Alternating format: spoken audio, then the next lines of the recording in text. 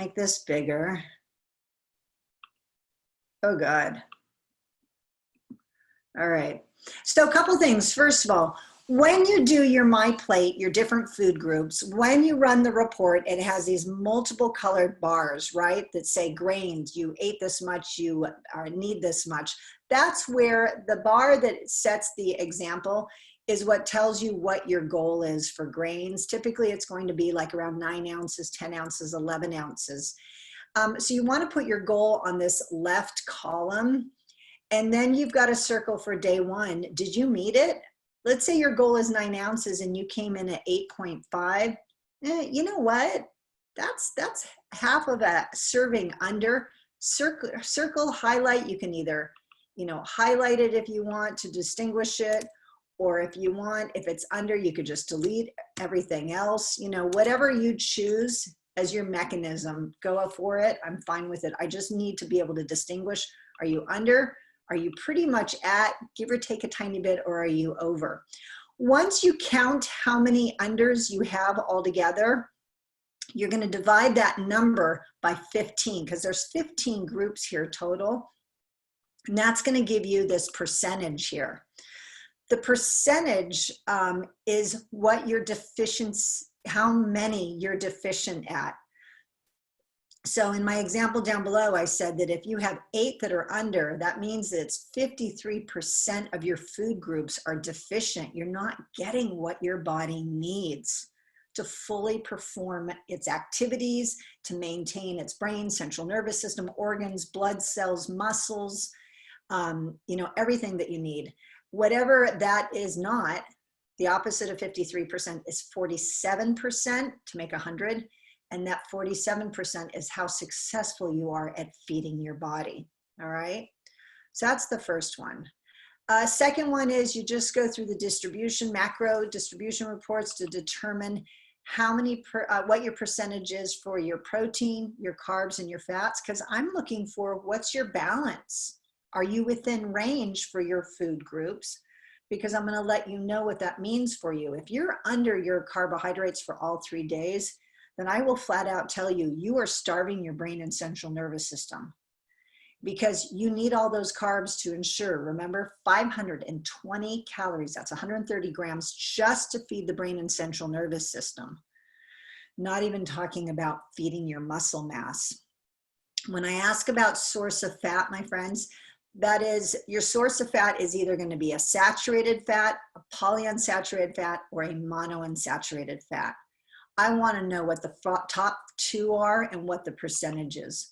Once in a blue moon, you might have someone who has 2 that are the same percentage, then you would write MUFA/PUFA 13%. And that means that automatically saturated fat is your number 2, all right? You do it for all 3 days. The single nutrient report, this is where there's some confusion. In your single nutrient report, it lists everything you ate and drank, and it gives a percentage on the side where it tells you where does it fit in the pecking order of the amount of calories it provided in your diet. So if you had that bean and cheese burrito and it is 8% of your calories, then that was your number 1 because it's at the top of the list. And then let's say number 2 is the grande frappuccino, and that one is 4% of your calories, then you would write grande frappuccino 4%. All right, so it's very simple. You just look at the report and pick those out. Like I said, this section, by the way, I had redesigned last night because I'm prepping for the spring. But so you'll see it'll have 3 boxes across there, and I'll reload this if you haven't done it yet. I'll reload it so you have the new version. It's a little cleaner. But if you have the old version, it's okay. Just, it's not per day because a single nutrient report covers all 3 days. All right, your bar graph report, which is really the mastermind behind things, tells us how many calories you consumed for the day and how many you were supposed to. So this second section should be the same for all 3 days, because your recommendations are always for you at this moment in time in life based off of your age, your activity level, your height, your weight, and your sex, all right? When those change, that number will change. So that's appropriate right now. Let's say you're going and exercising a couple hours every day, and then 5 months from now you break a leg. That number will change. Now, it will not totally downregulate because now your body has to repair itself, but in terms of the carbs, it will definitely come down. And then I want to know what is the percentage that you met, and actually it will tell you. You don't have to do the math on it. It tells you on the form. All right, water. It measures, I think, in milliliters. You got to tell me what you're supposed to have, what you consumed, what you're supposed to have, and what that percentage is. It tells you. This is another change. It said 10. There's actually 12 vitamins. Who knows where I'm at. So I want you to record. You can either do it in the conventional names like thiamine, riboflavin, or you can do it in their short name, which is typically on supplements, which is B1. Thiamine is B1, riboflavin B2, niacin is B3, pantothenic acid 4, biotin 6, folate B9, okay? You guys will see that at the beginning of the vitamin lecture, it tells you what the numbers are that correlate with the common names of vitamins, but I want to know which ones are deficient, less than 90% of your goal. If you are greater than 110%, so you see there is a 20% wiggle room, you guys, because life is like this, it's not static. Then anything over that, this is where my friends with protein supplements, you're gonna see incredibly high numbers typically for at the very least niacin and biotin. Same goes with the minerals. There are 6 of them. Now notice I say no Na here, that's sodium. I mean, I'm not gonna take points off if you go ahead and put it, but it's just the sodium really falls into a different conversation later. The calcium phosphorus ratio. You do have a report that tells you what your ratio is. It'll say like 1.2 to 0.88. You can either find that if you want, or just write what is the milligrams for calcium, the milligrams of phosphorus, and you can easily compare it to what your goal should be.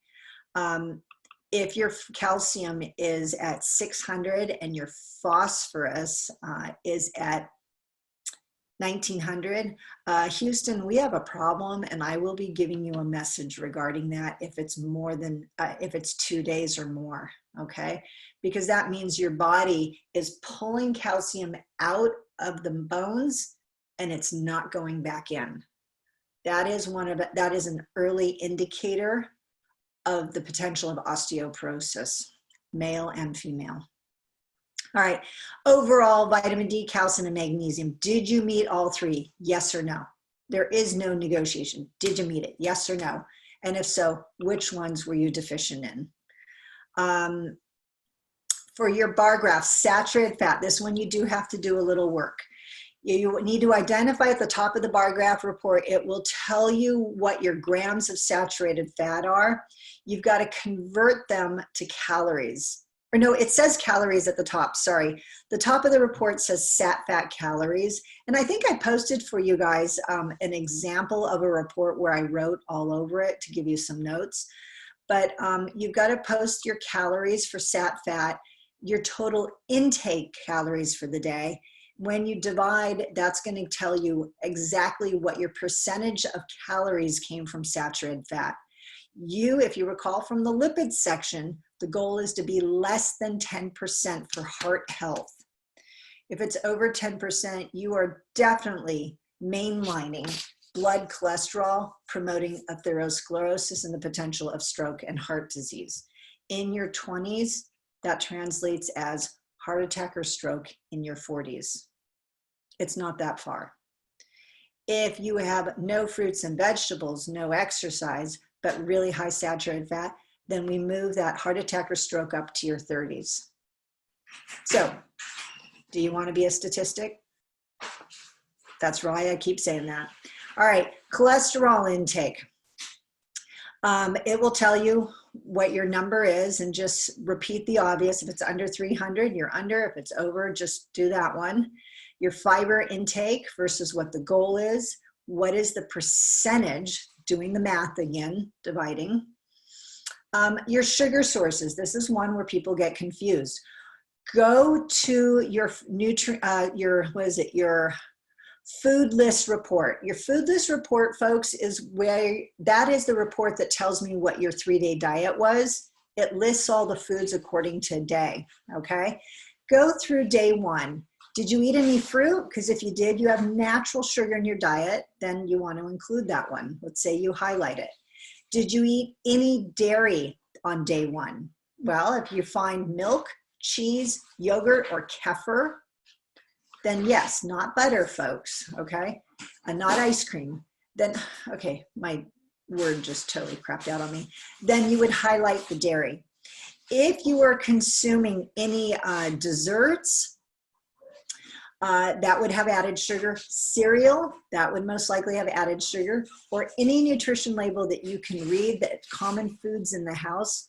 That could be soups, breads, it could be chips, it could be salad dressings. Oh my gosh, sugar's hidden everywhere. Then those would be your added sugars. So this one's critical. Thinking, you've got to look at your foods and connect where the sugar is coming from in your diet, all right? Your goal. This report doesn't tell you what your goal is, I don't believe, which is kind of ridiculous. So the American Heart Association has determined for women, the goal is, this goes back, folks, to your sugar lecture, 24 grams a day of added sugar added for women, 36 grams a day of added sugar for men. The report does not tell you what your sugar is. So if you have added sugar, if your sugar grams for the whole day is 99 and you had no fruit and no dairy, where was the sugar coming from? That's all added, okay? But if you're a person who is eating fruit morning, day, and night, no dairy, no processed foods, then it's coming from fruit. There is such a thing as too much fruit, folks. And then you'll just, then you'll take a look at how many calories come from sugar. As a reminder, I can't remember if it gives the calories. I don't think it does. I think it says grams. So all carbohydrates, sugar included, 4 calories per gram. So you would multiply your total grams of sugar that you ate times 4, and that gives us right here, sugar grams times 4, that gives you the total amount of calories from all sugar, fruit, dairy added. Divide it by how many calories you ate that day, day 1, day 2, day 3, and that tells us what percentage, just like saturated fat, what percentage of calories came from sugar. The dietary guidelines recommend less than 10%, because why? Too much fruit sugar is too much. Too much dairy sugar can be too much. Too much added sugar is defeating. So we want to identify where's the balance or imbalance in your diet. All right, potassium sources. This is where we see the deficiency in fruit and vegetables. Your potassium largely comes from fruits, vegetables, and legumes. There is some in dairy. Tell me what your milligrams are, what your milligrams of sodium are, all right, so that we can look directly at the ratio. Ideally, if there's heart disease in your family, it should be 4,700 to 1,500. If there's no family history of heart disease, I strongly recommend you guys start working on the extra credit family tree, where you interview your family and start finding out what diseases are out there. But if there's no history of heart disease or hypertension, then 4,700 to 2,300 is a fine ratio. What exactly is your sodium? Now let's get down. You put the number up here. So that's less than 1,500, 2,300, or greater than 2,300. What is it? I know it's a little repetitive. I got to think on that for the fall. Spring, I mean. And then the bottom line is, I break it down here in the notes for you guys. Saturated fat, dietary cholesterol in excess, low fiber, high sugar intake, high sodium intake. When you have that mix of highs and lows, when they're imbalanced, folks, that is a fast track towards your chronic diseases that are causes of mortality. Hypertension, heart disease, stroke, cancer, and diabetes. So do you get this? It's all in your food. I can predict your future. by looking at your diet, because what I see in your diet is what's happening inside your body. Okay, that is a breakdown of the analysis form. Do you guys have any questions about this? Will you be posting this video class, Professor? The video, yeah, I can post this, absolutely. Awesome. Thank Yeah, you. is that helpful? Definitely. Unfortunately, I cannot break it up because it's recorded as all one package with the hidden hunger conversation. No, that's fine. That's fine. I was just asking if this portion was going to be included. That's fine. But yeah, just fast forward through the video and I'll send it out to you guys, and then I will post it also for the class so everyone has it. Awesome. Okay. Thank you. All right. Yeah, absolutely. Okay. So any questions? Are you guys all good? And you feel like, okay, I've got something to aid me as I finish this thing up. Wait, I have the question about the very last box that you're explaining. So like how would you know that you're not balanced in all five if it's all high? Right? If saturated, oh, good question. Okay, if saturated fat is greater than 10%, then that would be high. Okay.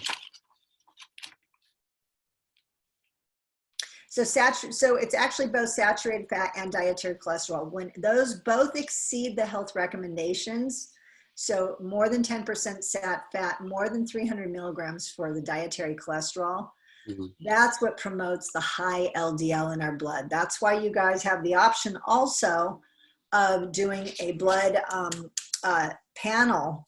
And if you do it, then you see this information in your blood panel. You can correlate the two. Identify what is your diet already impacting your blood, and you'll get extra credit for that. Okay, so sat fat and cholesterol. Sat fat greater than 10%, cholesterol greater than 300 milligrams. It's up here when I ask you guys to fill it out. Fiber, if you're below your recommendations, generically 24 for women, 38 for men, somewhere in there. Depends on your height and weight, it kind of adjusts. Then that also then is contributing as being imbalanced towards disease. If your sugar is either greater than 10% of your calories, dietary guidelines, or greater than 24 or 36 grams, American Heart Association, you know, it's kind of a debate as to which is appropriate, then that also is going to contribute to a type of LDL that apparently is the most damaging for blood vessels. It's going to contribute to high blood triglycerides and going to contribute to diabetes. Lastly, sodium. Sodium, depending on your family history, greater than 1,500 milligrams a day or greater than 2,300 milligrams a day, will start to establish the potential of high blood pressure. Cool. Yes, thank you. Okay, you're very welcome. Yeah, you guys, it's really fascinating because I really strongly encourage you that once you fill out this analysis form, you have the option also of the extra credit where you do a 3-day diet at Thanksgiving to see if you've modified your diet at all, if you have any concerns about your health and well-being. And I recommend keeping this information because if you don't do a blood panel now, you do it next year, cross-reference it to your form, you know, and recognize, because once you get that blood panel back, if it says high triglycerides, I want you by the end of the semester to look at it and without having to see a dietitian be like, oh God, I know what I need to do to correct that. Or you're going to email me or text me and say, help. Because why? I'm here for you guys. As long as I'm breathing, I'm here for you forevermore. Once you take my class, it's like having a warranty on your car. You always can keep coming back, okay? Just treat yourself better than your car, please. Americans, especially Californians, seem to treat their cars better than their own bodies. It's weird. All right, any other questions? No, you feel good, confident? All right, you know you can text me, you know you can message me on Canvas, and third choice is message me by email. All right. Okay. Be awesome, be amazing, be fantastic. And hopefully I will have the good pleasure of seeing you guys next week. If not, then I'll stay tuned until next time. All right. Okay. Bye, you guys. Thank Great. you. Thank you, Professor. Absolutely.